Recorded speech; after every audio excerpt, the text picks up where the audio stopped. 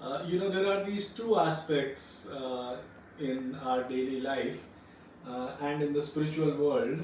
One is the aspect of attachment, and another is the aspect of detachment.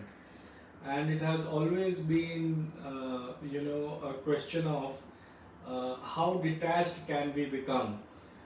In the sense, how can we, just like a lotus, be involved in something yet be rising above it?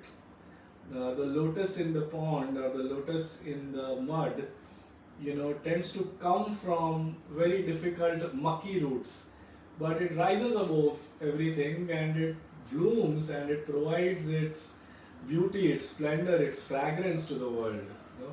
Can we be like this lotus? If yes, then what we require is this joy design formula, which says that detachment is higher than attachment. Detachment is actually the source of joy. In the Upanishads, we say Tena Tyaktena Punjitaha, which means that when you have given something up, you can enjoy it more. The yogi is the greatest bhogi, actually. So these entrepreneurs who understand, it is easy to be detached when you've not taken up something huge in this world.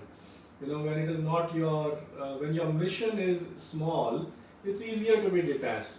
It's a greater skill set when you are detached, when you've taken up a huge mission in this world. So that is what these detached entrepreneurs or the joyful entrepreneurs bring to the table, that being detached even in the middle of extraordinary levels of visions and challenges. Why does detachment work better than attachment? We'll come to that.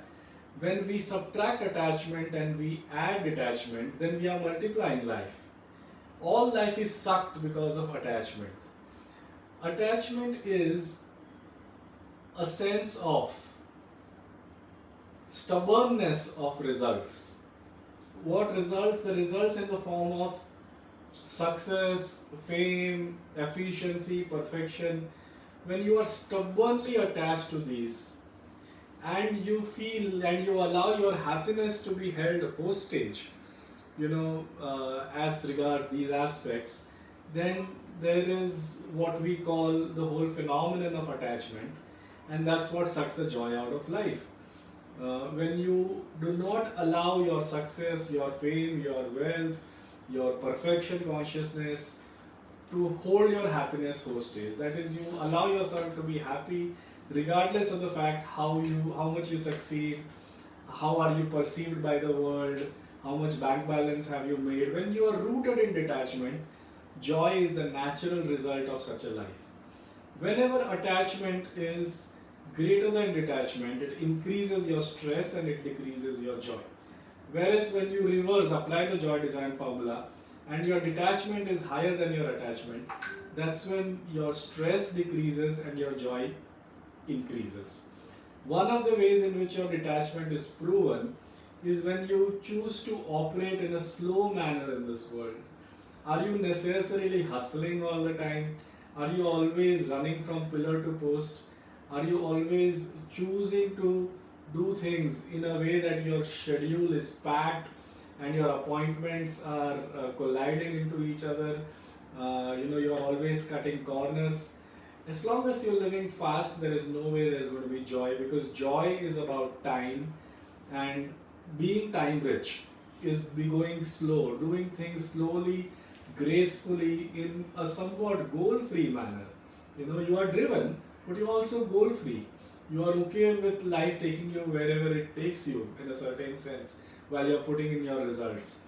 You're putting in your efforts. So when a person understands that slow is more important than fast, he is rooted in detachment, he adds joy in his life. Second thing to understand, that meaning is far more important than status. How you perceive your life to be is far more important than how others perceive your life to be. Are you trying to add significance to this world? Are you making an effort to leave a legacy behind? Are you thinking and breathing beyond yourself? Are you living a dream which takes care of everybody in this world and which benefits everybody? That kind of a meaningful life is far more important than a life that is about clicking selfies, being narcissistic, wanting to be, the man in the middle, allowing vanity to take over you, always comparing yourself, trying to keep up with the Jonases, as they say, and buying that swanky car which takes you to the dreary job, so that you can buy the swanky car kind of a lifestyle. So, when you place meaning above status, when the significance you provide to the world is more important than how the world perceives you, that's when you become joyful. That's when you come from an interior space rather than an external space.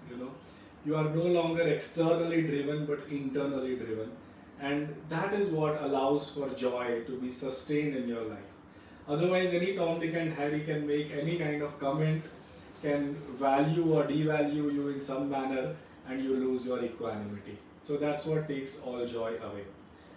And the entrepreneurs who thirdly understand, besides the point of detachment being higher than attachment, and slow being higher than fast, and meaning being better than status, the whole aspect around connection being higher than disconnection. A lot of us tend to just be disconnected from life. People who are busy, let us say, working on Excel sheets, are busy in the world of numbers, which is away from life, decoupled from life. Or somebody who is busy making strategies is also decoupled from life. But a person or an entrepreneur who is engaged with his team, who is engaged with a lot of people, who is connected to life in the form of his leisure time, in the form of his loafing time, in the form of his connection to God, to nature, to all these aspects, So that is what keeps joy alive. So when connection is greater than disconnection, then automatically again joy is taken care of. So eventually there is a joy creation sequence that I would like you to touch upon. And this joy creation sequence is something that I will share next with you. But keep in mind these primary points around detachment, attachment, meaning, status, slow and fast, which makes for a joyful life.